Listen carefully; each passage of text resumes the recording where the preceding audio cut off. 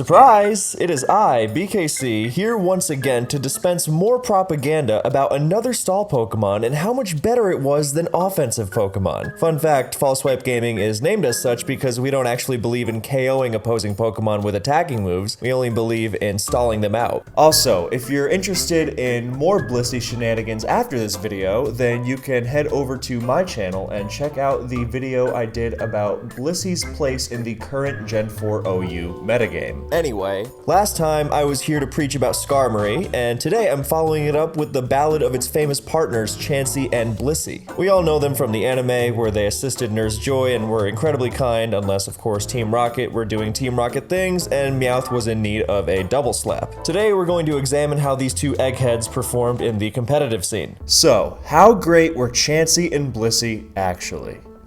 And in this video, we'll be going over these competitive formats.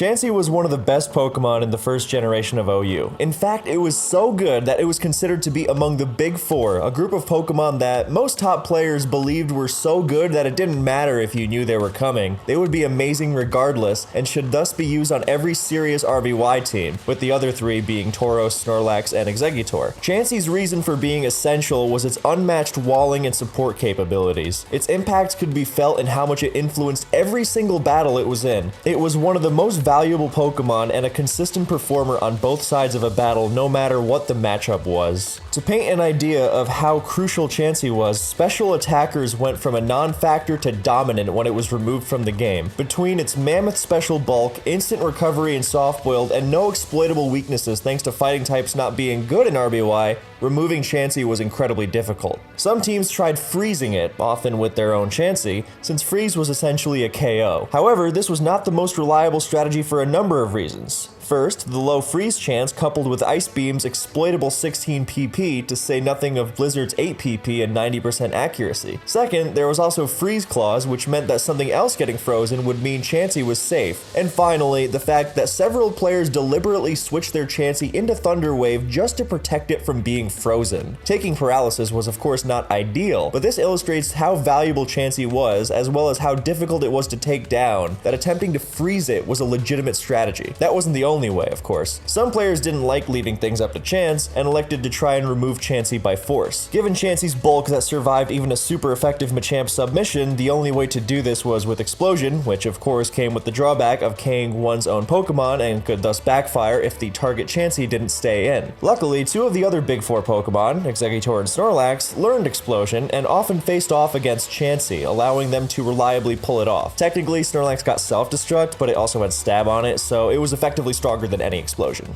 Anyway, losing Exeggutor or Snorlax was not ideal considering how good they were, and the fact that players were willing to do so spoke to just how important getting rid of Chansey was. You might be wondering, what business did Chansey have staying in on Snorlax? Chansey facing off with Exeggutor makes sense, since a paralyzed Chansey blocked Sleep Powder effectively, but wouldn't the mighty physical attacker Snorlax have easily felled the famously physical frail Chansey? Well, yes and no. Yes, Snorlax threatened Chansey. However, certain Chansey variants could not only stave Snorlax off, but actually switch into it. Historically, Chansey's standard was the Thunder Wave, Soft Boiled, Thunderbolt, and Ice Beam set, which of course faltered against Snorlax one-on-one. However, in the wake of the mechanics discovery which revealed that normal types cannot be paralyzed by Body Slam in Gen 1, a new Chansey set arose, the Reflect variant, with Seismic Toss as its source of damage, threatening paralyzed Alakazam that would normally sit on the Bolt Beam combination. With this set, an unparalyzed Chansey could switch in on and stave off Snorlax, not even fearing crits thanks to Snorlax's abysmal critical hit rate, which was invaluable given how Lax threatened the entire rest of the metagame. It wasn't an ironclad answer, it was more used to force the Snorlax to rest, from which point one of Chansey's teammates could force it out, and at this, it was quite reliable. This set and accompanying strategy became the metagame's new standard. Of course, Bolt Beam sets remained excellent, especially with all the Reflect Chanseys they could threaten with Freeze, since those sets usually could not afford to take Paralysis if they wanted to repeatedly switch into Rest Snorlax. However, Reflect dominated, especially because it stifled one of the few ways Chansey could usually be taken out, exploding on it. It also allowed it to beat Tauros one-on-one and made it a lot more difficult for Zapdos to break through. So, how else did people deal with Chansey? The least fun way.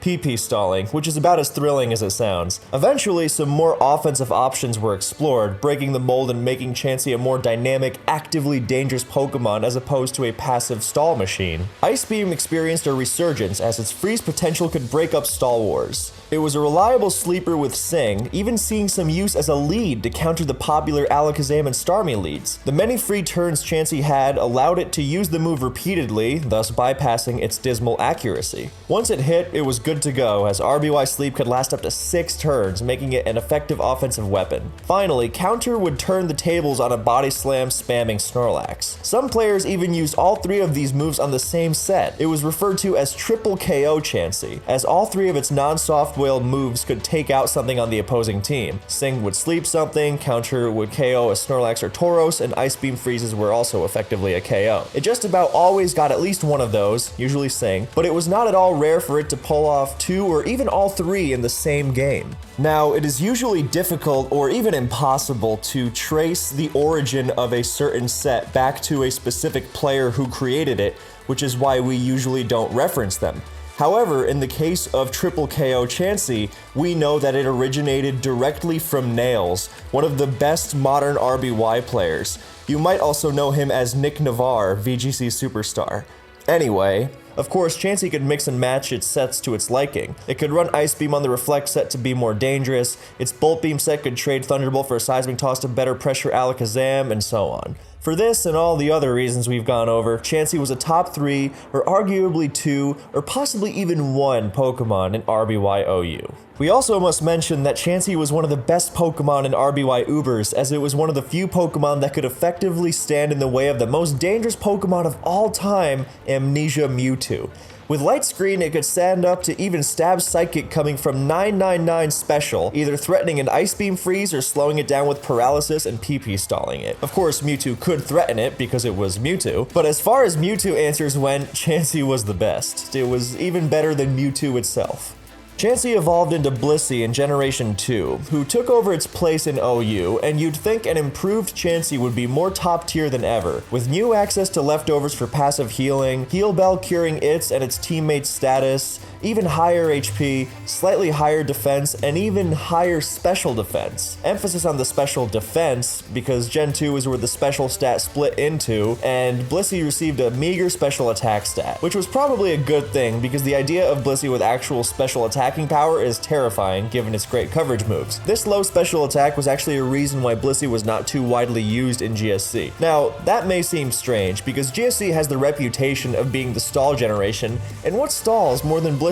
Isn't this the generation where the famously hated Unbreakable Scar and Bliss came into existence? Technically, yes, and sure, GSC has many stall teams, but that does not mean teams with 6 slow walls unable to do any damage themselves. They would never actually KO the opposing team if that were the case. For this reason, Raikou was preferred as a special wall on stall teams, and Skarmku, or Skarmory and Raikou, was the preferred physical and special walling duo. Why use Blissey, a slow special wall incapable of hurting the opponent, when you could use Raikou, who was a fast special wall that was simultaneously one of the tier's most dangerous offensive threats? Instead of instantly being threatened by Machamp like Blissey was, Raikou actually threatened Machamp. It was also backed up by the best Pokemon around, Snorlax, who was also famously difficult to break on the special side, and it wasn't fast, but it was also the generation's most dangerous threat. Now, let us be clear, Blissey was a very good Pokemon in GSC. However, most new players think that such a stally Pokemon must have completely dominated a generation where stall is so prominent, and we wanted to demonstrate that being able to actually damage the opponent is important, which is why Raikou is extremely common and Blissey is not used as much. This is not because Blissey was a bad Pokemon at all. Again, quite the opposite.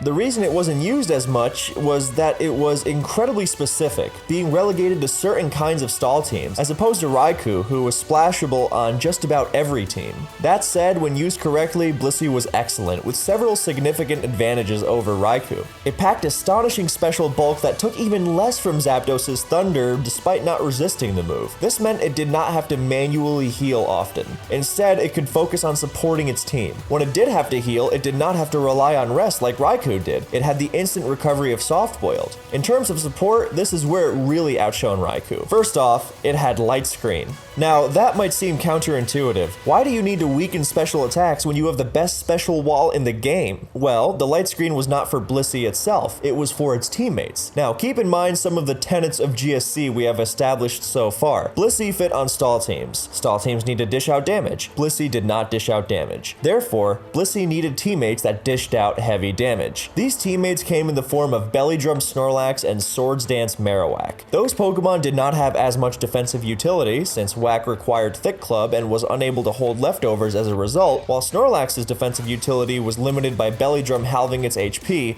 and it needed Belly Drum to actually be threatening. This is where Blissey came in. Its light screen made it easy for Lax and Whack to shrug off hits from the legendary Electrics, allowing them to blast past them in return. It was a perfect match. Whack and Drumlax needed sturdy walls backing them up to make up for their lack of defensive use, and there was nothing sturdier than Blissey. Conversely, Blissey needed teammates that dished out tons of damage, and there were no better than those two. Its support for them didn't end there though. It had another incredible support move that Raikou didn't, Heal Bell. Snorlax and Marowak would inevitably have to rest off damage they took while blasting through the opponent, and then they were going to be useless for 2 turns if they wanted to wake up, allowing the opponent to do as they pleased, except not, because Blissey would wake them up with Heal Bell and they'd be ready to smash through the opponent again. Heal Bell support was also excellent for waking up Skarmory, meaning it would not be susceptible to being forced to rest and then getting run over by opposing Snorlax. Some players experimented with Toxic Stall Blissey as well, focusing less on setting up hard-hitting teammates and instead spreading passive damage to make up for its low special attack stat. This was solid as well. However, Blissey's main claim to fame was its critical light screen support. Overall, its niche in GSC was specific, but if used skillfully,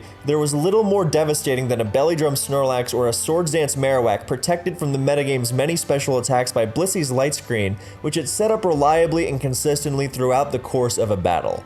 Blissey also functioned quite decently on stall teams and Ubers, compressing the special walling of Raikou and the Heal Bell support of Celebi in one team slot alongside its trademark light screen to support Belly Drum Snorlax. It was an effective check to most Mewtwo, who no longer ran Amnesia but were still threatening. Even if Mewtwo used self-destruct on Blissey, then it wouldn't be blowing up on Blissey's teammates Snorlax or Mewtwo, so it was a good trade. GSC Ubers is also where the Blissey Lugia core was first seen. Blissey eternally walled the Zapdos that thwarted a cursed Lugia sweep, while Lugia was the best counter in the game to opposing Snorlax that switched in on Blissey. With Blissey outclassing it entirely, Chansey dropped to UU. The special split meant, like Blissey, it was unable to damage much of anything, and its walling capabilities weren't anything that Pokemon like Hypno and Slowking couldn't do thanks to Sleep Talk alongside Rest, while they could also damage the opponent. However, Chansey did have a very dangerous role in UU, a physical sweeper. Yes, you heard that right. Cursed Chansey was potentially one of the most difficult Pokemon to stop in the entire tier, with Soft Boiled for instant recovery, Heal Bell to thwart status while also supporting its team, and good mono attacking coverage and stab double edge. After a curse, it was no longer threatened by physical attacks,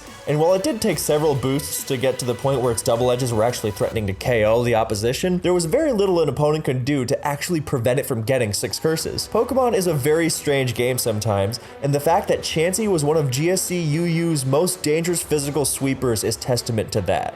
The third generation is where Blissey, with or without Skarmory by its side, really made its name. It was one of the most incredible Pokemon in the tier. There was much more passive damage flying around in the form of Permanent Sandstorm and 3-layered spikes. This helped make Blissey difficult to switch into, especially since the lack of maxed EVs across the board meant Pokemon were not as bulky, and they were less resilient, with Sleep Talk no longer being able to call Rest. This was the first metagame where offensive players were truly frustrated with Blissey eternally standing in their way while threatening them in return, where Skarbliss threw down hazards and seemed unbreakable, where Blissey became known for, well, being Blissey. It was the backbone of every stall team, but it was no longer restricted to those. It worked well on offensive teams with spikes as well, providing the backbone they needed to fall back on against dangerous special attackers like Zapdos and Starmie. Blissey remained top tier despite the best efforts of the very many anti-Blissey techniques, such as Explosion, Doug Trio, and or Calm Minesweepers with Substitute or Recovery, in part because Blissey was more more than just a wall. Yes, it was one, and incredible at that, but at the same time, it was difficult to switch into, and it was famous for its longevity, since in addition to that all-important instant recovery, it now had natural cure, which was an absolutely perfect ability for it, as it meant Toxic was little more than a temporary inconvenience. Oh sure, it wasn't impossible to get Blissey to switch out. It was threatened by physical attackers like Tyranitar, Metagross, Snorlax, and Heracross, but none of those Pokemon particularly enjoyed switching into a Seismic Toss with a Spike Up. They got worn down over the course of a game while Blissey simply stayed healthy and outlasted them. Blissey was actually quite fond of Dugtrio because it was a great partner for it, as Doug forcibly removed these Pokemon as well as Calm Minders like Bulky, Celebi, and Jirachi that might potentially beat Bliss. In general, Blissey loved having a fast teammate even on more defensive teams, as it would effectively stave off the opposing team long enough that by the end of the game they would have been worn down into range for that fast teammate, such as Aerodactyl and Gengar, to clean up. Blissey was effectively a wall that doubled as an offensive Pokemon just because of how many free turns it had to wear down the opponent. It even went all out offensive with Calm Mind for a period of time, outright sweeping unprepared teams, although that trend faded as it meant Blissey lost hard to Roar Suicune. That wasn't a problem though, as the standard Seismic Toss set was more flexible and better overall, as it still provided consistent offensive pressure without the moveset constraints Calm Mind variants had. In addition to being an offensive threat, Blissey also supported its teammates beautifully beyond just absorbing special attacks and status. There was nothing like using Wish, switching to Skarmory, and watching the damage done by Metagross's Choice Band Meteor Mash simply disappear. It was also able to spread Thunder Wave for slower teammates like Choice Band Tyranitar, provide Cleric support with Heal Bell, and really just do anything it wanted, such as surprising a body slamming Snorlax with Counter. As if all that wasn't enough, Blissey was actually a problem for most physical offense teams as well. It was an excellent counter to Dragon Dance Salamence, the most common endgame sweeper. It also staved off Gyarados if packing Thunderbolt, walled Magneton and most Swampert variants, and chipped away at Metagross and Snorlax with Seismic Toss alongside Spikes. Blissey was useful at the very least in every matchup, and often dominated, even when teams went out of their way to account for it, and often even against teams that shouldn't seem like they struggled with it. Running physical offense and losing to Blissey sounds funny, but it was a regular occurrence. Blissey was without question a top 5 Pokemon in Advanced OU, and many top players ranked it even higher. Gen 3 Ubers unleashed immensely powerful special attackers into Lottie Twins and Kyogre, and Blissey stood in their way. It would deal with the Lotties by toxicking them and then using Snatch to deny their refresh attempts. Snatch also stole Kyogre's Calm Minds and made Blissey more difficult to break through for it. Blissey had to be paired with especially defensive teammates, since Mewtwo was more dangerous than ever. It could run several dangerous Calm Mind sets that would beat Blissey, such as Substitute or Taunt, or simply blow up on it to clear the way for a teammate. However, it was well worth the effort, as Blissey was unlike any other Pokemon. No other Pokemon could have held teams together against the terrifying special attacking onslaught of ADV Ubers like Blissey did. The Blissey Lugia core was a particularly formidable one once again, with excellent walling prowess for the combination of Kyogre and Groudon in particular, as well as other threats like Rayquaza and Ho-Oh. Chansey was far too oppressive for UU in Gen 3. Unlike Gen 2, there was no Sleep Talk calling rest, and thus its ridiculous bulk and instant healing meant its walling prowess could not be replicated by anything else. The lower amount of Sleep Talk also meant a lower amount of rest, which meant more Pokemon vulnerable to Toxic, and you get the idea.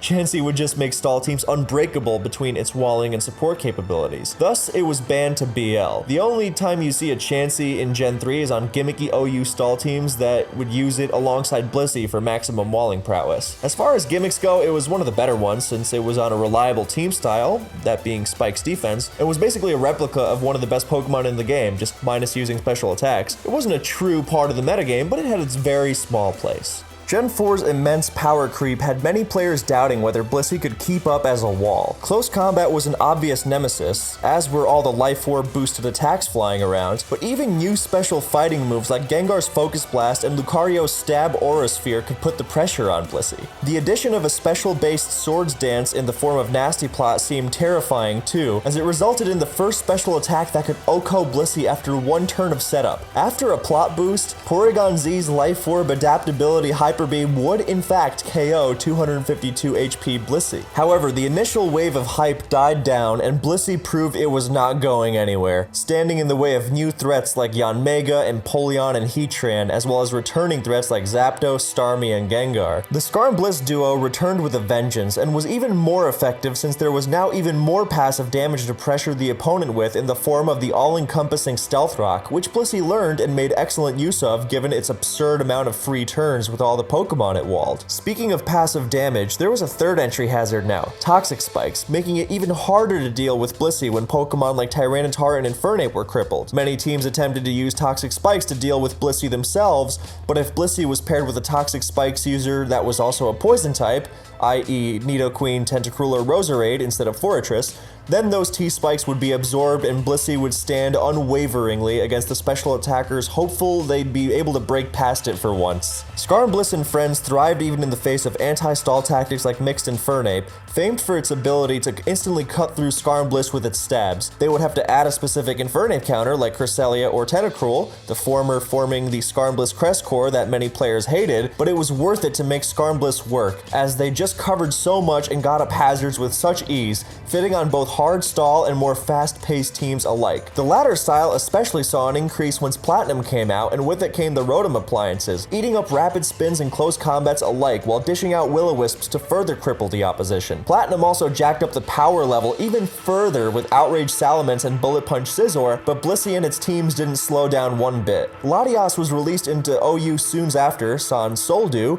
and threatened much of the tier, except for Blissey, who added it to its already long list of Pokemon it completely stuffed. The Rotom appliances in Latias began using Trick in an attempt to cripple Blissey with a choice item, but Blissey would not be deterred. It simply paired up with Choice Scarf Tyranitar, who would absorb the Trick and pursue the Tricksters to death, leaving Blissey free to wall other threats like the newly popular offensive Suicune. Scarftar's Sandstorm also added to the hazards and status Blissey's team relied on, making them even more powerful. Some players used Male Blissey to block Trick. This was more of a silly gimmick that was never used too seriously, but it was pretty funny.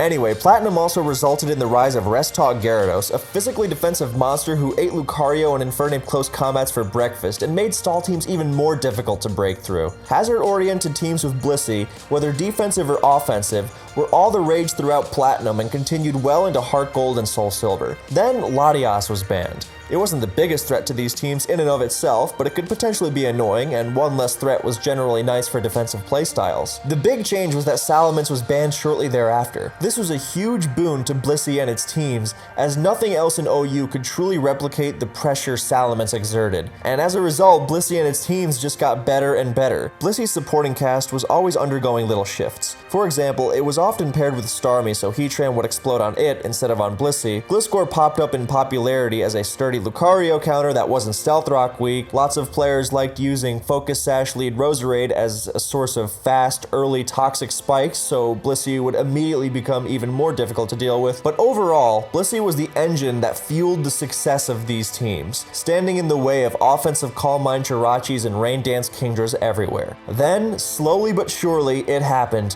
The rise of Clefable. Clef couldn't hold a candle to Blissey's special walling prowess, but Magic Guard meant it bypassed the passive damage that could annoy Blissey. Stealth Rock, Sandstorm, Leech Seed, Toxic Spikes, none of it would do even 1 HP to Clef. Its special bulk was also good enough to handle many of the tier's special attackers, and partners such as Scarftar and Bulky Jirachi could help against threats like Gengar, so it became used over Blissey more and more over time until suddenly Clefable was the standard. Blissey was overly reliant on soft boiled at times to deal with the metagame's plethora of passive damage, whereas Clefable didn't have to do this and was thus a lot more active in dismantling the opposing team, especially with its access to knockoff. Blissey tended to require some form of anti-hazard support if it didn't constantly want to be soft boiling for its life, whereas Clefable didn't, and the metagame and team building shifted towards an environment that Blissey found it hard to keep up in. Now, Blissey was down, but not out. As good as Clefable was, it could not hope to handle powerful choice specs users like Heatran, Kingdra, and Zapdos, as well as the incredibly dangerous sub-Pitaya and Empoleon, whereas Blissey shrugged them off without a second thought. There were two ways Bliss adapted for this new post-Clef environment. The first way was joining up with Clefable, forming a double pink blob core that used both blobs as strengths and was thus effective in many situations. In longer games with lots of passive damage that Blissey would get overwhelmed by without threatening in return,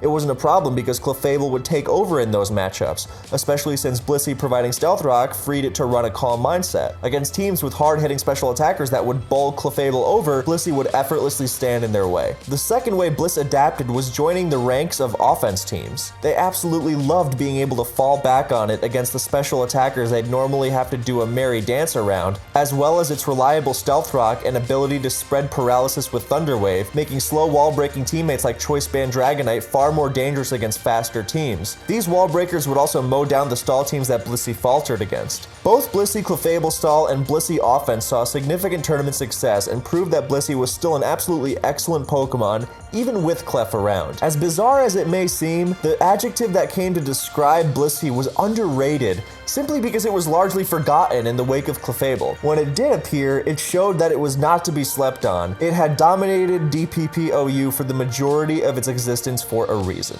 Blissey was a crucial Pokemon in Ubers once again. Now, it could no longer be considered a Kyogre counter, seeing as even with a calm nature, Choice Specs Water Spout would 2-hit KO it, and it thus had to be backed up by Latios, Palkia, Ludicolo, or Quagsire. However, beyond that, Blissey was excellent. It absorbed even boosted Draco Meteors from Latios, Dialga, Palkia, and Giratina Origin with ease, while also handling the terrifying Scarf Kyogre, making it excellent against many of the most dangerous offensive combinations. It had to watch out for Nasty Plot Darkrai and several Mewtwo variants, but their reliance on Life Orb meant Blissey and its team could likely play around them. Blissey's old partner Lugia returned to thwart physical threats Groudon and Rayquaza once again, as well as newcomer Garchomp. The Blissey Lugia core remained an integral part of Uber's stall. Once again, Blissey crucially prevented its teams from crumpling to the immense strength of Uber's offense. Chansey wound up in UU, and this time around it was one of the best Pokemon in the tier. It was an essential stall staple for its ability to completely shut down some of the tier's most terrifying special attackers such as Moltres, Houndoom, Alakazam, offensive Milotic, and special variants of Venusaur and Ludicolo. For the long time that Raikou was in UU, Chansey was unquestionably the best counter to it. Raikou was such a threat that Chansey chose to run Shed Shell over Leftovers just to escape the inevitable Dugtrio that Raikou would be paired with. Even without its passive recovery, Chansey was still excellent. It shaped so much of the metagame's viability. Pokemon like Specs Glaceon were good on the occasion they didn't face Chansey, but Chansey's prominence held them back like nothing else. Half the reason Blaziken was such a fearsome wall breaker was that it could unleash its Stab Fire Blast without being walled by Chansey. In addition to walling an absolute ton of threats, Chansey provided crucial support for its team, whether as an ever-reliable stealth rocker or as a wish passer that kept its teammates healthy and resilient in the face of opposing attacks. Chansey was so good that it remained top tier for even the brief spell that was Heracross's drop to UU. Overall, Chansey was one of the best Pokemon in the 4th generation of Underused. Chansey and Blissey may not seem well suited to the VGC metagame, where the overwhelming offensive pressure afforded by being able to double target makes it harder for them to sponge attacks. That said, the unparalleled special bulk they bring to the table is so far off the charts that it can sometimes break the usual mandates of VGC, and teams featuring both of them have had rare appearances throughout the years, even in VGC's early days. Blissey's unique status as reigning queen of pink blobs made it an appealing choice in the 2010 VGC season, where the metagame was centralized around overwhelming special attackers such as Kyogre, Palkia, Ludicolo, and the like. Blissey saw a surge in usage at US Nationals, courtesy of players such as Jesus Ninahaza, Omari, Bad Intent, Travis, and Len Alaka Duel. Blissey was an extremely solid answer to the dominant team of Top Ogre, which consisted of Hitmontop, Kyogre, Palkia, and Abomasnow. Keep in mind that in 2010, there was no team preview and most events were best of one. As such, most players brought the same 4 Pokemon to every match unless they had a read on the opponent's squad. This made Blissey especially scary to face. Top Ogre's only real way to handle Blissey was Hitmontop's Technician-boosted Mach Punch. Most Blisseys ran Choppleberry for just this reason, and if your Hitmontop went down and the blob was in the back, you could pretty much chalk that up to an auto loss. Honestly, considering just how long it took for Blissey's HP bar to go down in the Gen 4 games, you were probably saving an extra year of your lifespan if you just forfeited at that point. The most important thing to remember here is that 2010 had no match timer. The only form of timer was an overall 45-minute timer on the entire entire battle or set. Matches themselves could take as long as possible. That's going to be important later, so remember it. The Blissies of 2010 were quite similar to their singles counterparts. Toxic and Soft-Boiled were absolutely mandatory to let Blissey have some offensive pressure and keep itself healthy, as was the standard VGC option of Protect. For its final slot, Blissey had a few options. Seismic Toss could let it spread a little more damage, while Icy Wind was a good choice if the rest of your team benefited from speed control. In a really clutch situation, Counter could turn the tide of battle in your favor against a physical attacker. Bad Intent ended up placing top 8 at Nationals, and Alaka made it all the way to the finals by winning a semifinals match that demonstrated Blissey's power, as it made a huge comeback versus his opponents Kyogre and Mewtwo. Alaka fell to Wesley Morioka in the finals, who had brought a distinctly unusual team with primarily physical attackers in Rayquaza, Hitmontop, Kangaskhan, and Toxicroak, alongside the usual Kyogre. Wesley's team was the perfect counter to Blissey, and even though he had lost to Bad Intent in Swiss, he took out both him and Alaka on the way to the win. Nevertheless, after that performance, many players were put on Blissey watch leading up to that year's World Championships in Hawaii. Sure enough, the world's last chance qualifier was filled with Blissey players such as Nina Haza, Len Alaka Duel, and Mike Scarm Papagiannis. What would follow would be a sequence of events that would shake VGC history. All we can assume is that the convergence of so many Blissies created a massive black, or pink, hole, an event horizon that warped the very rules VGC is built upon. Remember that rule about the overall timer on matches? It finally became relevant here. First, Scarm's match against Alaka took so long that they didn't have the time to play a Game 3 in the 45 minutes, leading to VGC's first ever sudden death. A match where whoever lost the first Pokemon would lose. High stakes, right? So much tension that was immediately cut short as Alaka crit Scarm's Dialga with his Hitmontop and won the match. To follow that up, Scarm immediately had to play Nina Haza, leading to another Blissey versus Blissey showdown. In the interest of retaining their sanity, both players agreed after round 1 to institute a never-before-seen Blissey clause, banning the pink blob from their battle in the interest of actually being able to finish their best of 3 in time. Sure, Kyogre might have been the agreed upon most powerful Pokemon in the format, but it couldn't pull that off. Scarm would take the win, but finished 3-3. Nina Haza, in the meantime, made it through the LCQ, securing his Blissey team a top 16 berth at the championships. That said, Blissey failed to go much further than that at Worlds. The top teams that year had counterplay prepared for the blob, whether it was Ray Rizzo's Hariyama, Yasuki Tojiki's Infernape, or the rash of Groudons that appeared on players' team sheets in top 8. That said, Blissey was a powerful force in 2010, one that shaped the metagame in powerful ways, even if it didn't manage to shine at the season's very end. The 5th generation brought an absolute ton of special attacking power, with rain-boosted hydro pumps, thunderous, tornadus, sun-boosted fire moves, chlorophyll sweepers, and above all, many Draco meteors. As it does, Stall rose to meet these brutal attacks, and as always, Blissey was an integral part of those Stall teams. It was especially good because of the new Wish mechanics. In the previous 2 generations, Wish would always heal a flat 50% HP, no matter which Pokemon used and received the Wish. However, starting in Generation 5, the Wish would heal 50% of the HP of the original user, no matter which Pokemon received it.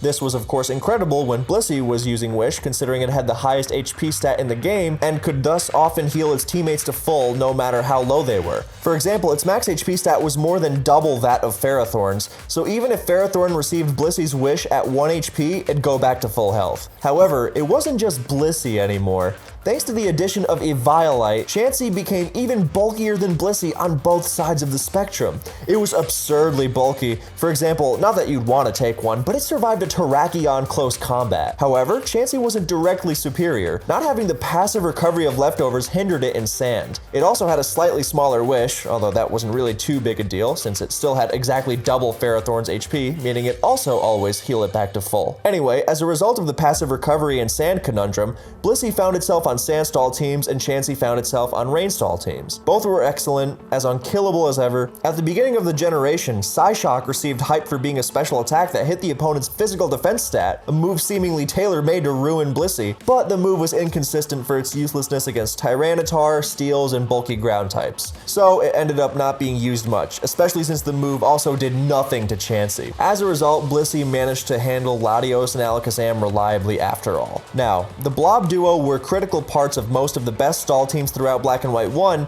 but Black and White 2 ruined that. This was single-handedly a result of the newcomer Keldeo becoming the tier's new premier special attacker. Keldeo took the Psyshock idea of a special attacker hitting physical defense stats even further with its signature secret sword, which was super effective and thus ripped the two blobs apart. There was no room for Blissey on Sandstall anymore. There just weren't enough slots to include a Keldeo counter and Blissey, so Sandstall adapted to using Pokemon like Celebi, Amoonguss, and Latias as their special walls instead. It was an abrupt end to its time in OU, as it more or less disappeared instantly. Chansey was a little better off, as its sheer bulk made it less replaceable on Rainstall, but Rainstall as a whole could not keep up with Keldeo for too long either, as once it started using choice specs and substitute calm mindsets, they were toast. So Chansey wound up being just as unusable as Blissey, just by association. At least at first, as the Blob's team styles both wound up more or less unusable for more reasons than just Keldeo. The metagame got stronger and stronger with focus on other threats such as Thunderous Therian and Technician Breloom, which were hugely threatening on their own and downright impossible to deal with in conjunction with each other. The meta also became more resilient to hazard damage with a renewed focus on Calm Mind Reuniclus and its Magic Guard, which was the final blow to Stall. Neither Sand nor Rainstall could keep up with these traits, and as a result, both Blissey and Chansey went more or less extinct, save for the occasional player experimenting with a team that would prove to be a one-off gimmick rather than a consistent metagame staple. It was strange, as Black and White became the first OU metagame in history without a blob that was worth anything more than a gimmick. However, the 5th generation was unprecedented in more ways than one, so in that sense, it was fitting. We have a few small notes to add. First, in early Black and White 1, when players used to DPP were still defaulting to Blissey even on Rainstall, Chansey wasn't used that much, and thus fell to UU. Despite cries to ban it resounding throughout the player base from day one, it actually lasted quite a while, and only left the tier because it naturally rose up to OU from its usage on Rainstall. Then, several months into Black and White 2, its usage was low enough from the lack of stall that it dropped back into UU. However, this time it was instantly voted out of the tier for its profoundly negative impact on the metagame's landscape. It was absurdly difficult to KO, shrugging off every attack imaginable and providing incredible support for its teams.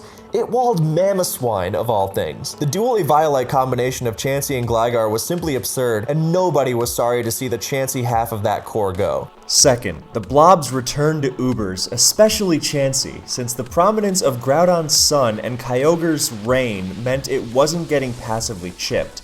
And its superior bulk was key in thwarting massively powerful newcomers like Reshiram, as well as old standards like Kyogre and Palkia. Ubers became so hazard-oriented so fast that Chansey quickly wound up being little more than dead weight against the armada of Ferrothorn that ruled the metagame, and the growing popularity of sand teams made things even worse. However, it was given a second look once Black and White 2 came around, as Chansey was one of the few Pokemon capable of staving off the devastating choice specs Kyurem White. However, the hazards problem persisted, with even Palkia using Dragon Tail to just completely nullify Chansey as an answer, and Chansey fell off once more. Still, while Stall generally wasn't very good in Gen 5 Ubers, on the rare occasion a player wanted to experiment with it, Chansey was usually a staple, while there were a few Blissey Sandstall teams as well. Overall, the 5th generation started off well for both Blobs, but over time, things got too rocky for them to remain consistent. Blissey took a necessary year on the bench in 2011, as it wasn't included in that year's Unova-only format. But when it got a chance to return in 2012, it now had to contend with its younger sibling as well. However, Chansey brought a whole new kind of devilish fun to the table. Two kinds, actually. First was the pairing of Chansey with Guard Split Shuckle. After a Guard Split, the Blob's sole defensive hole was nicely patched up,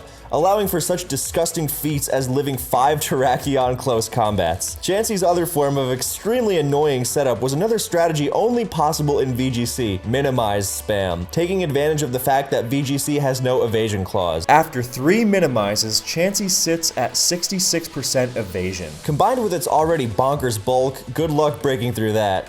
One could even use Defense Curl as well, which has the added benefit of PP stalling better than almost any other move due to its 64 uses, or you could pair the Minimize and Shuckle strategies for a combo that was sure to make at least one opponent want to rip their hair out. That all sounds incredibly frustrating, and it was, but it still wasn't extremely good. Such teams were usually found in online best-of-1 formats, as the great weakness to this setup was that, well, it was so setup reliant, something that is hard to make consistent in VGC. A Chansey team was almost always centered on one of these these gimmicks, and in a best-of-3 format, players could prep accordingly with taunt, sleep, a physical attacker, or whatever other trick they might have up their sleeve. The strong fighting types in Gen 5, as well as Prankster Taunt Thunderous, were just a few of the countermeasures that could easily stop Chansey. But most importantly, Black and White introduced the 15-minute match timer, which absolutely destroyed Chansey's strategies. Although Chansey would probably inevitably win out in terms of HP, it couldn't consistently build that advantage before the match timer was up, meaning the Chansey player could have their win cut short. An intelligent opponent would timer stall when seeing Chansey to make sure it wouldn't have enough time to work its nefarious deeds. Remember what I said about Blissey warping the rules? Yeah, this was the result. Chansey could still be a thorn in one's side on Pokemon Online or similar battle simulators where the timer didn't apply the same way, but it was still far less of a nuisance at in-person events. As such, Chansey didn't quite make the grade at any big competitions. It was just something you had to be prepared for in the rare situation you went up against it. Continuing with their trend of popping up just often enough to make people think of them before falling asleep at night, Blissey had a handful of 2013 appearances. Dallas B made top 8 at Utah Regionals with a Blissey alongside other off-meta picks like Haxorus and Cloyster before falling to the other Ha brother, Dewey. Also, Jennifer Custodio was able to make top 4 at her first ever regionals in the seniors division at Pleasanton. And with that, the Blobs closed out Gen 5 before falling nearly entirely dormant for X and Y VGC. Given how it relied on its Eviolite to not be outclassed, Chansey didn't like Gen 6 buffing and thus popularizing knockoff. But beyond that, it had a strong return to OU form. It enjoyed the addition of defog, meaning it was more difficult to overwhelm with hazards. The lack of permanent sand digging into it was also a huge blessing and allowed it to make full use of its bulk to stave off the metagame's many menacing monsters, mainly Mega Charizard Y, as it was the only Pokemon in the game capable of taking its drought-boosted Fire Blast without crumpling to its coverage moves, Stealth Rock, or Pursuit. The many free turns Chansey got from the many Pokemon it walled made it an excellent user of Stealth Rock, especially as it was not easy to threaten it out with defog users like the Lottie twins. Thus, Chansey could easily outstall their defog PP, getting rocks up over and over. Chansey was an irreplaceable pillar of stall throughout the generation, from the style's early days of mixed results in XY to its streaks of dominance in Oris. Chansey was always there, staving off threats from Volcarona to Volcanion and everything in between. However, it was not doomed to be a hard stall specific Pokemon for eternity. Eventually, players started experimenting with Chansey on different kinds of teams. The idea of Chansey offense started out as a joke, but proved itself to be a legitimate team style. With all the dangerous Pokemon in the metagame,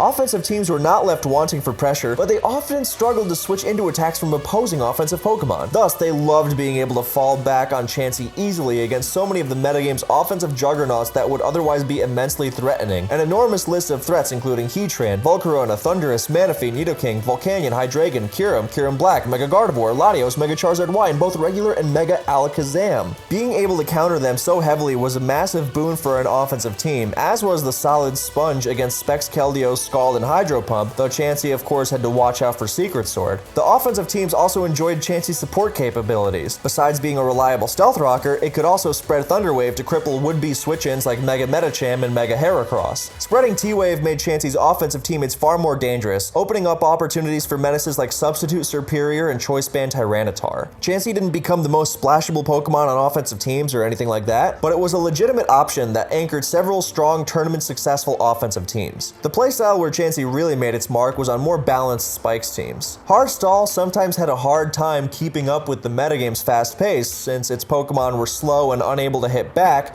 meaning they struggled to play their way out of bad matchups, which were not difficult to come by given the amount of threats in Oris. By surrounding the Skarmory Chansey, or Skarmchans, defensive core with faster, more offensive Pokemon like Keldeo, Tornadus Therian, Scarflandorus Therian, Mega Metagross, Mega Diancie, Mega Latios, Mega Lopunny, and both regular and Mega Alakazam, players were able to reap the benefits of Skarmchans' defensive utility while not being entirely 100% reliant on them and other defensive Pokemon to handle everything. They could strike back with their own offense. This made them more consistent. Even hard stall teams took their cue from this idea, making use of Pokemon like Scarf Magnezone, Scarf Tyranitar, Dugtrio, and Choice Band Weavile to reinforce the integrity of their defensive core with fast trapping. Once this potent style of strategy was discovered, these teams became immensely difficult to deal with, leading to the bans of Mega Sableye and Dugtrio as a result. However, Chansey Spike's balance remained an incredibly strong team style. Overall, Chansey was an incredible Pokemon in Gen 6 OU, and for the first time, it fit on many different playstyles, not just Stall. So you're wondering, where was Blissey in all of this? For the first time in history, it dropped to UU. Many players cried that it was a sign of the apocalypse, while others felt old that they had been around long enough to witness such a previously unthinkable idea come to life. As it turned out, it was an excellent Pokemon in UU, but it did not bring about the end of days. Blissey did Blissey things. It firmly walled top-tier special attackers like Hydreigon, Kyurem, Nidoqueen, and Mega Sceptile, provided excellent support with Wish, Thunder Wave, Heal Bell, and/or Stealth Rock, and was once again an integral part of Stall teams. Blissey's viability and usage waxed and waned in accordance with Stall's place in the metagame. The style ranged from quite consistent and brutally difficult to deal with to struggling against specific anti-Stall threats like Substitute Calm Mind Chandelure, a special attacker that Blissey could not stop at all. Eventually, the style's efficacy settled into a sort of middling position where it was not the most consistent, dominating playstyle, but was still solid overall. As such, Blissey's usage was similarly middling. It was still an effective Pokemon overall, it just didn't tend to get enough help from its supporting cast. Perhaps it should have been explored more on different archetypes, although that is of course easy to say with the gift of hindsight. Blissey outclassed Chansey in Ubers this time around thanks to its ability to run Shed Shell as an item. This was critical as it allowed it to escape from Mega Gengar's Shadow Tag. It was a crucial part of Stall teams, performing a number of important functions. Its Wish support was immensely useful for the recovery-lacking Primal Groudon, and its Heal Bell support was crucial for shrugging off Toxics. It ate up every non-fighting Calm Mind Arceus form, especially with Snatch to Ruin refresh attempts, which also prevented Xerneas from setting up on it one-on-one. Threats such as Geomancy Xerneas, Primal Kyogre, and Mega Mewtwo Y were often too powerful for Blissey to handle on its own, especially without leftovers, but between its bulk and ruinous Toxic,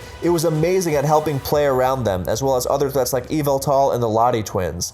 It also found many opportunities to switch in and provided support against other common supporters that couldn't hurt it, such as Dialga, Giratina Origin, and Defog Arceus. With the help of its old friend Skarmory to stave off Mega Salamence, Blissey could be quite irritating in the right matchup. Overall, Aura's Uberstall tended to be an uphill battle. It was a struggle to pull off consistently thanks to the sheer power of the tier, but when it was used, Blissey was a crucial component of it. Gen 7 OU saw Chansey's utility skyrocket even further, as it was capable of standing in the way of brutally powerful Pokemon such as Heatran and its Inferno Overdrive, Choice Specs Tapu Lele and its Psychic, and most importantly, nearly everything from Magearna and both Battle Bond and Protean Greninja. It wasn't an ironclad answer to those Pokemon, of course, as there had never been a metagame with more ridiculously powerful offensive options than the terrain and Z-move infested landscape of Sun and Moon. However, its ability to cover or at least check many of the metagame's topmost threats that most other Pokemon would outright crumple to, such as the aforementioned and others like Mega Latios, Mega Charizard Y, and Mega Alakazam, was invaluable and lent its team a sense of stability often elusive in Sun and Moon. As always, it was a cornerstone of hard stall throughout the generation, from the early days with Dugtrio, pre-ban of course, to the later days alongside Mega Aggron. It even received a new toy in the form of Confide, whose special attack dropping effect allowed it to take on major stall threats such as Substitute Calm Mind Blacephalon, Calm Mind Pain Split Magearna, and Calm Mind Reuniclus.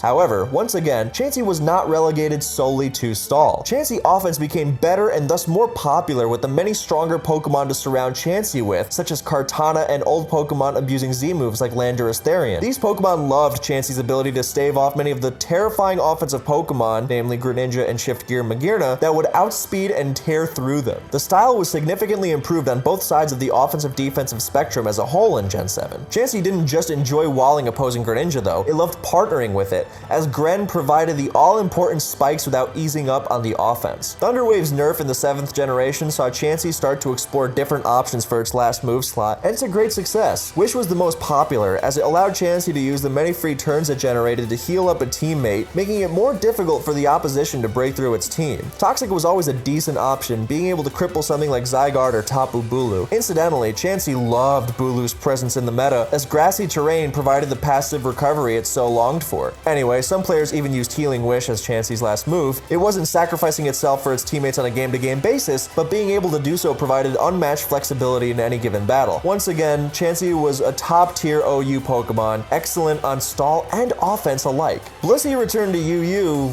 with a vengeance. Even in the face of Z-moves and other power creep in the form of Scizor and Latias dropping to the tier, it absolutely dominated. It staved off a ton of dangerous threats: Hydreigon, Primarina, Moltres, Mega Houndoom Doom, and so many more. It formed a nearly unbreakable defensive core with Alomomola and Quagsire, who reliably staved off the physical threats Blissey couldn't handle, and were helped out even further by a Vile like Gligar, ensuring even physical beasts like Z Terrakion would not be breaking through. Speaking of Gligar, increased access to Defog made it easier than ever to keep hazards off the field, which made Blissey even more comically difficult to break. The only way to reliably handle Stall was to use Pokemon like Haxorus that were significantly worse against the rest of the metagame, and even that wasn't always a guarantee. Stall didn't just make team building incredibly strenuous, and thus cause a lot of matchup wins, it was considered by the majority of the best players to be outright broken. This was in large part due to Blissey, whose unwavering ability to take on even monsters like Nasty Plot Z Celebi left most players dumbfounded on how to beat it. It was usually safer to just use Stall rather than risk losing to it. Blissey was so ridiculous that it could even stay in and land a Toxic on something like Nasty Plot Phytinium Z Infernape, since it wouldn't be O-code without a boost. This put the Stall breaking threat on a timer and usually ensured the Stall team would come out on top, as even if Infernape did immediately use all-out pummeling, Blissey would find an opportunity to heal later against something that couldn't hurt it, or would just have its health restored by Alomamola's wish. Several top players wanted to neuter Stall in some capacity because of how seemingly impossible it was to beat, let alone beat it reliably, and most players pointed to banning Blissey as the solution. No action was taken, and Stall continued to have a stranglehold on Gen 7 UU, largely off the strength of the immovable Blissey.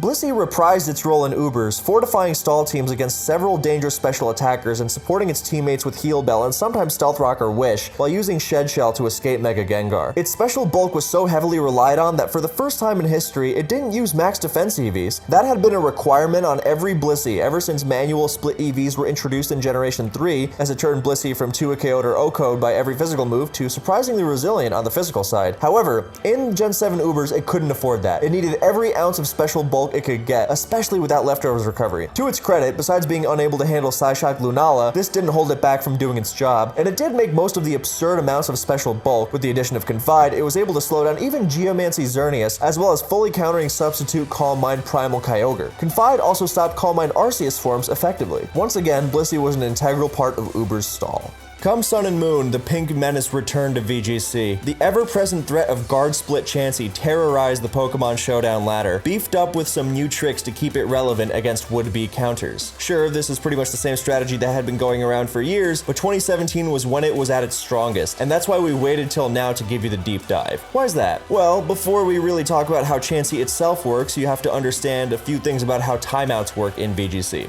By the way, for an excellent guide to how Guard Split Chansey worked and how to beat it, check out DaWoblefet's guide. Regardless, we'll give an abbreviated version here. So after X and Y, the Pokemon Company had realized that players really didn't like losing to the 15-minute match timer, so they decided to fix that in Sun and Moon by removing the match timer and instead introducing a neat little thing called Your Time, a 10-minute chess-style timer that counted down only when you were deciding to make your move. As TPCI said themselves, they hoped that this will mean matches can be decided more quickly than in the past, allowing players to enjoy thrilling battles. Sounds great, right? Not quite. Here's the thing, actually making a move in Pokemon doesn't really take that long, especially if you know what you want to do is just click the same stalling pattern over and over again. As opposed to making games faster paced, the Your Time feature made it possible for games to go to nearly infinite length, or at least as long as the 50 minutes allotted time for the entire set. At the beginning of Sun and Moon, we mostly saw this come into play with the infamous Celesteela set, which was prone to stalling out entire matches with Leech Seed, Protect, and its immunity to Toxic. All things considered, Steela was definitely the better stall Pokemon than Chansey, not least of all because it required less team support. However, there was one advantage that Chansey had. When a game goes to time, first you consider the amount of Pokemon left. However, if there are the same amount of Pokemon on each side still standing, you don't consider actual HP remaining first. Instead, you look at the percentage of HP left among the entire team. What this functionally means is that a Chansey should mathematically always win in 1v1 timeout scenarios because of its massive HP stat that would make it almost always have the greater percentage of its team's HP. So there you have it. The new timer rules, intended to make for heart-pumping, fast-paced battles, actually let stall sets like Minimize and Guard Split Chansey thrive. The typical Chansey team consisted of a few crucial parts. First was a Guard Split setter, usually Carbink for its great survivability courtesy of its typing, sturdy, and access to Trick Room. Next was Smeargle, who was there just to use Fake Out and Follow Me to ensure Carbink could set up Trick Room safely on turn 1 to pull off the Guard Split later on. on.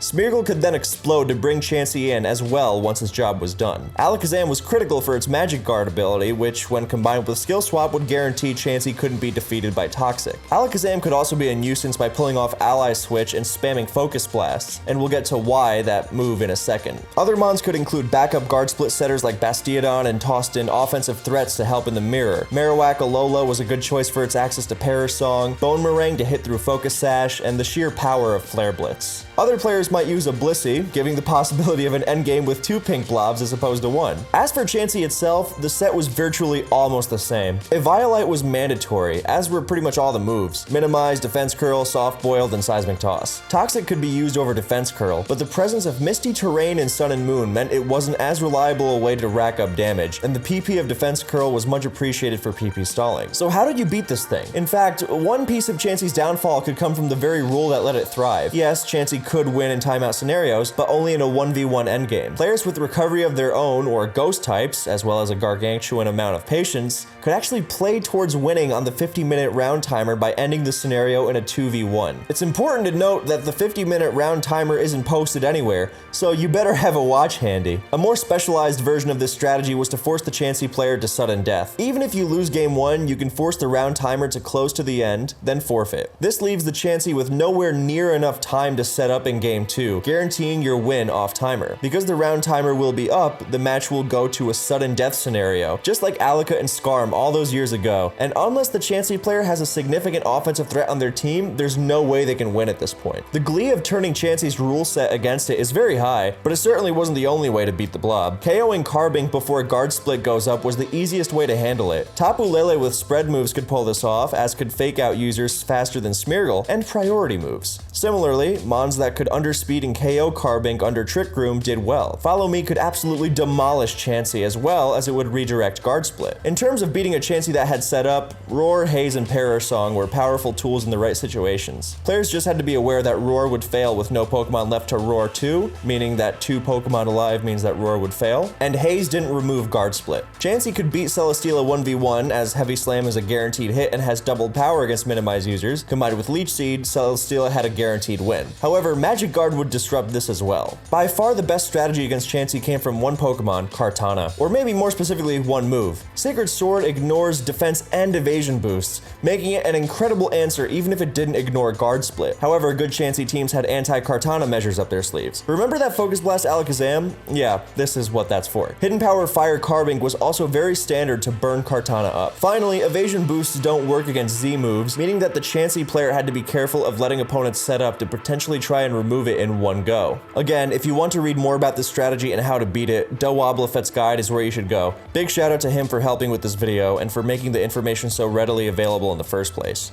If you're interested in Pokemon battle mechanics, give him a follow. His Twitter is full of wacky interactions that will blow your mind about how Pokemon works. Also, he's got this great illustrative example of just what it looks like to play against Chansey without the counterplay. So, we just spent an eternity talking about guard split Chansey, almost enough to feel like we were battling against it. And yet, the one huge Chansey result of Sun and Moon wasn't even guard split. Instead, it was a Cleric Chansey developed by longtime singles and doubles veteran, Nick, or Nails, Navarre, that same guy who invented Triple KO Chansey in RBY. Nails saw all the minimize gimmicks and scoffed. He decided to emphasize Chansey's clerical skills. Nails has described VGC 17 as almost like 2 singles games played next to each other. It was a very slow, controlled format, filled with bulky Pokemon and damage mitigation. Nails developed his team alongside Jonathan, Rail Evans to take advantage of that trend. The core of Nails' team was actually Tapu Koko, notoriously one of the best Pokemon in 17, alongside Celesteela and Arcanine. Koko was a disgustingly fast and powerful threat, but oftentimes its best plan of action was to simply spam Volt Switch. This was all well and good except for the fact that something had to switch in and take a hit after the Volt Switch. Enter the Pink Sponge. Nails brought double Intimidate Pokemon alongside Chansey to create a truly formidable defensive core. Chansey was a strong pivot that could help support his team with Heal Pulse and its often overlooked ability, Healer, which helped handle any pesky status sent its teammates' way. With Seismic Toss and Toxic as the last 2 moves, it was well poised to take advantage of the slow format. What's more, Nails' Intimidator pair of Gyarados and Arcanine were more than capable of exerting their own pressure. Dragon Dance Gyarados had less fear of Will-O-Wisps because of Healer and could use its fair bulk and Intimidate to stay healthy alongside Heal Pulse. Sure, Healer is only a 30% chance to activate, but you could work around that with strategies such as protecting and bouncing to try and make it work. With a final core of Weakness Policy, Metagross, and Buzzwole, wool, Nails had a bulky core that all greatly enjoyed heel pulse support. Volt Switch Coco could keep up momentum and positioning, while Chansey would then support a good opportunity for setup, letting Nails keep the edge once he'd gained it. Nails was able to place top 8 at North American Internationals with this setup, gaining Chansey some unlikely fans in the process. Turns out when you're not stalling with the thing, it's not the literal worst thing ever created. Perhaps another testament to the team's strength was that they built it incredibly early on in the format, 5 months before Nails used it at the North American Internationals. That the team was still relevant so much later was impressive, and it let Nails and Easy Rail pass the team to Sam Zelda Pandelis, who actually debuted the team by placing 8th at Perth Regionals. What's more, that wasn't the only success Nails had with the team. It may have been its one VGC appearance in Top Cut, but Nails also brought it to Smogan's VGC 2017 tournament, which had more than 1,000 signups. Fellow Smoganer Flaming Victini also brought Chansey and was able to make it to the semifinals, while Nails made a run all the way to the finals, proving his cleric build's power. That said, minimized shenanigans continued into 2018, and were in fact stronger than before. 2018 reduced your time to 5 minutes and brought back Chansey's favorite guard split partner in Shuckle. Under 5 minutes, Chansey could now win with your time. The opponent was forced to mash their moves as quickly as possible, and if they messed up their flowchart once, could still easily lose. With 5 fewer minutes to work with, forcing the 50-minute round timer in Game 2 was much harder. I don't want to make it seem like Chansey was dominant. It was very niche, as you can expect most timer-based stall strategies to be. Later versions also replaced Alakazam with Reuniclus and Gothitelle, which could pass on Magic Guard and Shadow Tag, making it possible to win by locking 2 Pokemon in and never KOing them. As always, this version was maybe most threatening on ladder, but it had some fairly good in-person results as well, including Jeremy Rodriguez's top 32 finish at Latin American Internationals and Ike Marvin Gilcher's top 8 at the Taiwan special event. DaWoblefet also managed to win his finals match in the Grassroots National Pokemon Association with this team, which he was responsible for popularizing. As the meta developed, players started to understand the round timer counterplay more, and Chansey players struggled to develop the team much more. As DaWoblefet says, one big downside with these sort of dedicated setup teams is that it makes your results with it as good as the team is, without as much coming from player skill. Player skill is a factor, but less so than a typical team. That said, the metagame was also shifting against it. As Mega Gengar grew in popularity, so too did Perish Song, which absolutely destroyed any Chansey variants lacking soundproof Mr. Mime with Skill Swap. And the increased popularity of Follow Me Clefairy negated Safety Goggles Guard Split Shuckle as well. And so, eventually, Chansey ended up where it had been beforehand, an inconsistent gimmick that still had some sparse good results. Come 2019, Chansey was completely forced out of the meta. The anti-Xerneas counterplay that was rampant was also incredibly strong against Chansey, with anti-setup tactics like Haze Nature's Madness Tapu Fini, Clear Smog Amoonguss, Follow Me Smeargle, and Roar all being far more common. Chansey also didn't appreciate Lunala's popularity. Oh, and to add insult to injury, your timer was adjusted again to 7 minutes, allowing the 50-minute timer stall strategy to be much more possible again. However, Chansey did find a tiny bit of usage later on in the season due to some innovations by Australian Malcolm McKellar. Malcolm actually paired the Chansey Shuckle core with the explosive offensive core of Choice Band Rayquaza and Z-Move Lunala. After Rayquaza, Lunala, and Mimikyu set up and punched holes in the opposing team, Chansey Shuckle would then set up and win through their usual business. However, this team was exclusively used at Premier Challenges and mid-season showdowns, leaving Chansey lacking any super impressive results in 2019.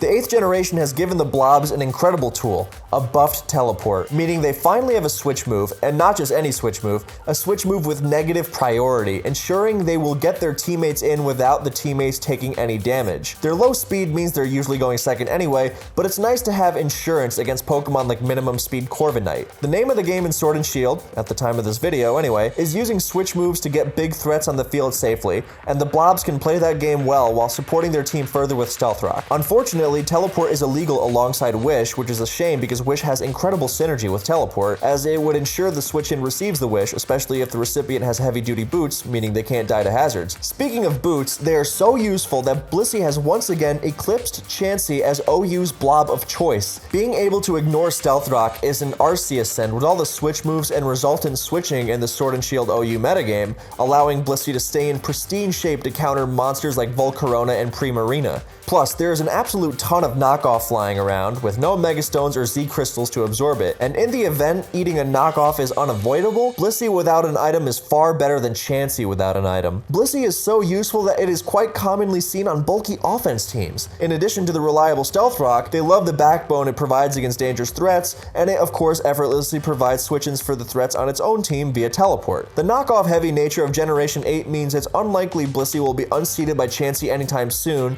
even with the mysteries of what the new DLC will provide. With Blissey dominating OU, Chansey has returned to UU, where it is absolutely excellent. It plays the exact same way as Blissey. It checks several dangerous threats and uses its free switches to provide opportunities for its teammates via teleport. Its toxic is also surprisingly threatening. The only Pokemon in the tier that can take it without also taking significant damage from Seismic Toss is Doublade. With Chansey's ability to take on most waters, psychics, and electrics, it finds plenty of opportunity to get in and make something happen. It can also support its team with Wish or Stealth Rock, being an effective user of the latter both due to its reliability and its ability to handle common defoggers like Galarian Weezing and Rotom Wash. We don't know how the next DLC will shake up the tier, but so far, Chansey's been an integral part of UU ever since it dropped down. Finally, Blissey is the preferred blob in Ubers once again for its ability to hold a non-Eviolite item. It is a reliable stealth rocker and wall, able to switch into Eternatus, Dragapult, and Volcarona, and dominating defog Rotom Wash. It's not a hard counter to Lunala, but being able to dissuade it from spamming its Mighty Specs Moongeist Beam is valuable as well. Finally, it's a solid user of Thunder Wave, preventing Zacian Crown from switching in safely. The next DLC is sure to make Ubers unrecognizable in comparison to its current state, but up until this point, Blissey has held an important place in the meta. Chansey and Blissey have no business in Sword and Shield. Aside from not being in the regional decks, their return in the Isle of Armor wasn't that triumphant either. Dynamax moves can't miss and bring incredible power that completely ruin any minimized shenanigans, and the high power also makes any cleric sets fairly hard to make work. Oh yeah, and there's a 15-minute game timer again. Even the mid-season switch to 20 minutes couldn't revive their careers. Chansey and Blissey are two Pokemon with an intriguing history. Sure, they've never been the most dominant threats in the metagame, but they've still had a huge impact regardless. From their different versions of timer stalling to the ever-prevalent threat of minimize lurking below the waters of the Pokemon Showdown ladder, Chansey and Blissey are simply too good at the things they do to have not made an impact on VGC. Will they return again? That depends on a few things, not least among them whatever timer rules are decided upon, but their legacy is important. So how great were Chansey and Blissey actually? They were and continue to be nothing less than some of the best singles Pokemon of all time. Their traits are not exactly doubles friendly. However, even though they weren't dominant in VGC, they were still responsible for the constant timer rule changes thanks to their infuriating minimize stall shenanigans. One-on-one, they are famously unkillable even in the face of the most absurdly powerful attacks there are, leading to many players' hatred of the stall playstyle. At least one of them has had strong OU presence in every generation, and when they've dipped into UU, they've been excellent every time as well. Overall, Chansey and Blissey are the face of competitive Pokemon in a way, as they stand in the way of one simply spamming strong attacks to win and force players to adapt strategy in order to beat them. Thank you to Kellen for giving me some exposure by allowing me to narrate both this video and the Skarmory video, and I have my own channel if you'd like to check that out, where I do competitive Pokemon videos. Thank you guys for watching, and I hope you enjoyed.